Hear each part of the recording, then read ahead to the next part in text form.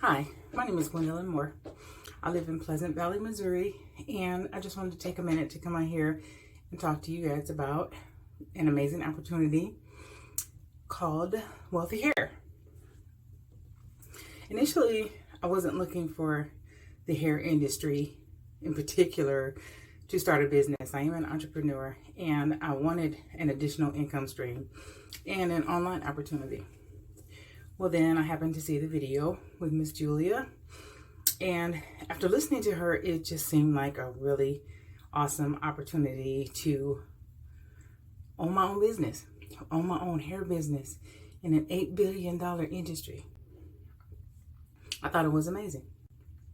So I watched the video and it answered all of my questions.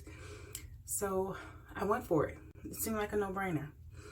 Not to mention the fact that she's doing some amazing things within the community by feeding and clothing hungry children in impoverished Africa, different parts of Africa.